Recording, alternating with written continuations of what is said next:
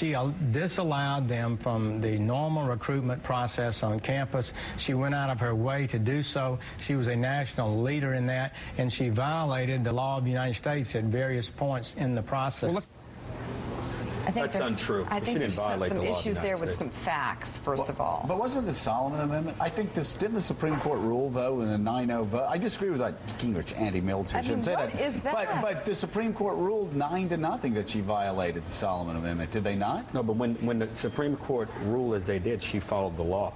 But she wasn't before that. But but there was ambiguity about it before. There was a Solomon Amendment. That's a strong statement to say you're violating the law. But I mean, let's get this right, because I disagree with Gingrich and said if I were in the United States Senate, because I would defer to a president, be he or she a Republican or Democrat, I would support somebody like Kagan unless she was shown to be radical. Sure. But I mean, let's get the facts right. The bottom line, there was a Solomon Amendment. It was straightforward. It said you could not ban recruitment on campus.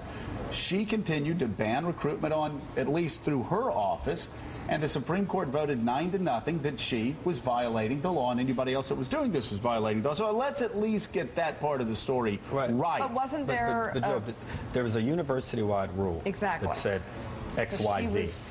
In her effort to ensure that there was at least presence on the campus, a military presence, she allowed them to come through a veterans group, which is what this itty-bitty matter that Jeff Sessions was... It's not an itty-bitty matter. What he's referring to.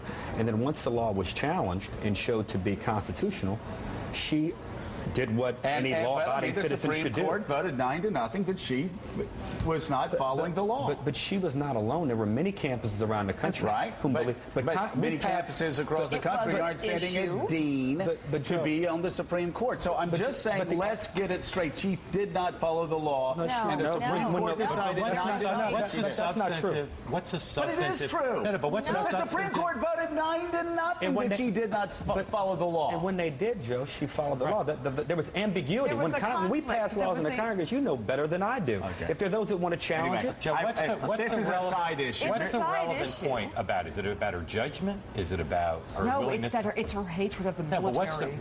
Actually, I mean, and we've said this before, I think the relative issue here, and the reason why I certainly would respect anybody that was offended by this, is the fact that for a long time, and Dan, let's talk about this, for a long time there has been a cultural clash between the Ivy League elites, as Republicans see them, and middle America. That should be the argument. That should be the argument. She didn't follow the Solomon Amendment.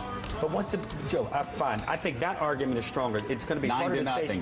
The Supreme Court voted 9-0. She did. And again, I'm saying it doesn't matter. But come on, let's at least get the facts right here. If Congress because I've heard you all say this for 2.5 hours, and because I'm a kinder, gentler guy, I've sat here and smiled. But you guys said it the 100th time, and it's just factually wrong. Joe, so you're telling me before the Supreme Court decided that corporations... I'm going to let you talk for another 35, 40 minutes. Joe, so you're telling me before the Supreme Court decided a few weeks ago that corporations could give directly to political campaigns, that we were violating the law by disallowing them? Of course not. I don't think the court made a decision. The law. I said she did not follow. She did not follow the clear import of the Solomon Amendment. You better argue Rather's point, because that's a strong one. She was doing a carryover of the previous policy, and it was not the only school that was doing it.